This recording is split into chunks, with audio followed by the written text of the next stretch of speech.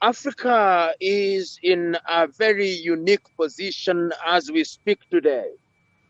She is at the threshold of hope, and young Africans throughout the continent are engaged in conversations which are designed to address the things that matter, whether it's in innovation, invention, is in agriculture, is in health, and is in the area of peace.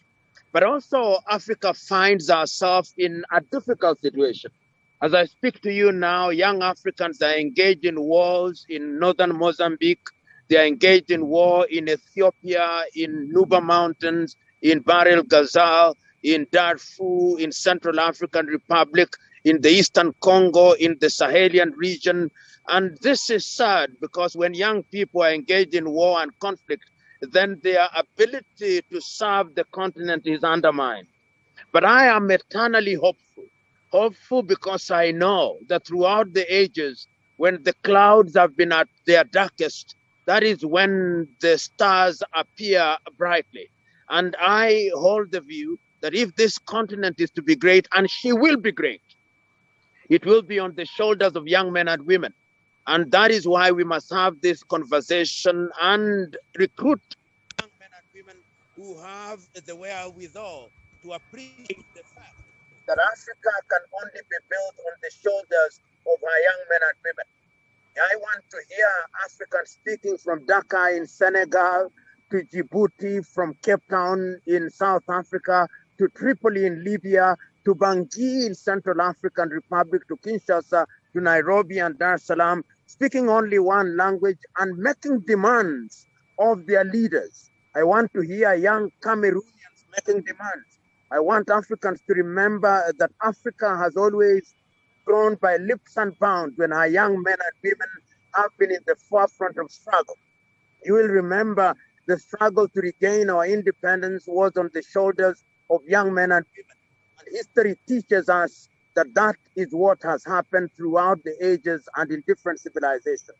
If you remember the more recent history of South Africa, you'll remember the young men and women who died in Sharpeville.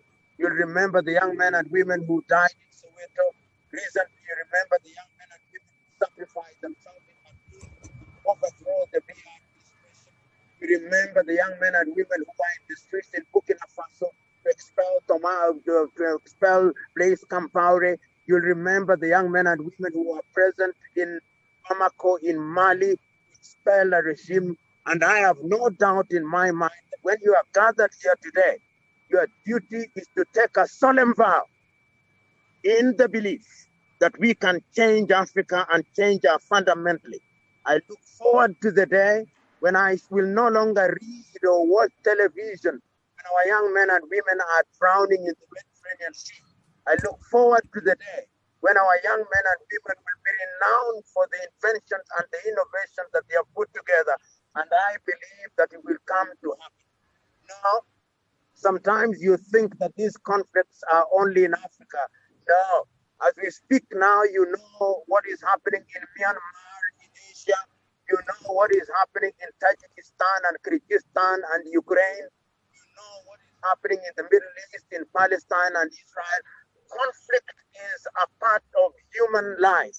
It is how we maneuver ourselves and create the best of the situation that will define how far we go.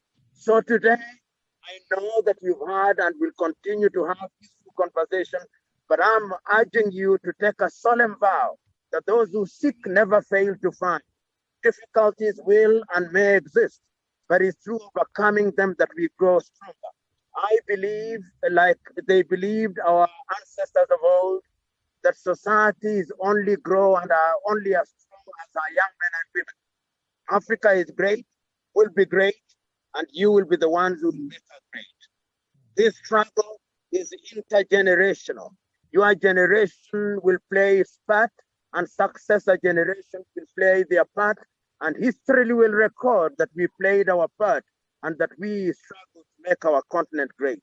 I wish you the very best in the hope that when we meet on the 22nd day of May, we'll have a more interactive session during which we'll ask ourselves uncomfortable questions and seek to find answers because it is in those answers that our future lies.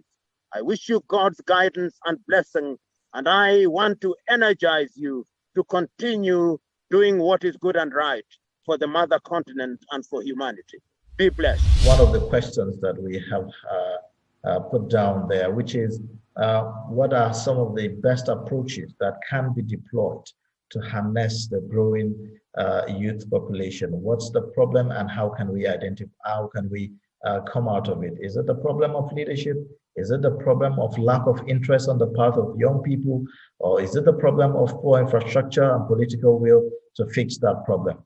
How best can we harness the youth? The question you asked is a multifaceted question. But yet history demonstrates consistently that when you organize, you realize. And I'm urging young people that you must organize. When you are organized and you speak with the resolve and firmness that opens the eyes of those in positions of leadership, then what you desire for the society will be achieved.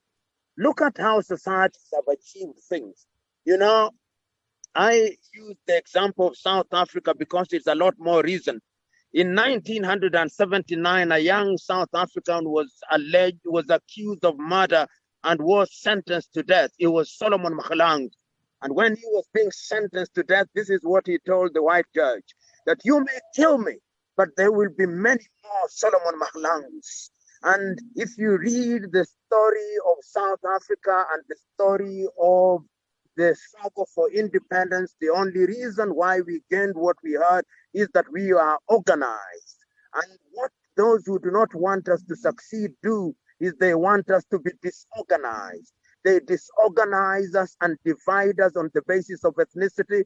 They disorganize us on the basis of religion. They disorganize us on the basis of race. They disorganize us because they know that when we are united, there is nothing that we cannot achieve.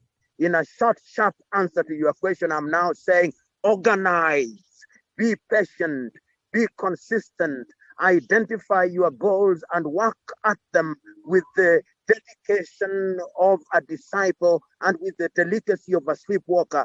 And let me tell you, there is nothing that cannot be achieved when people are organized. It may take time.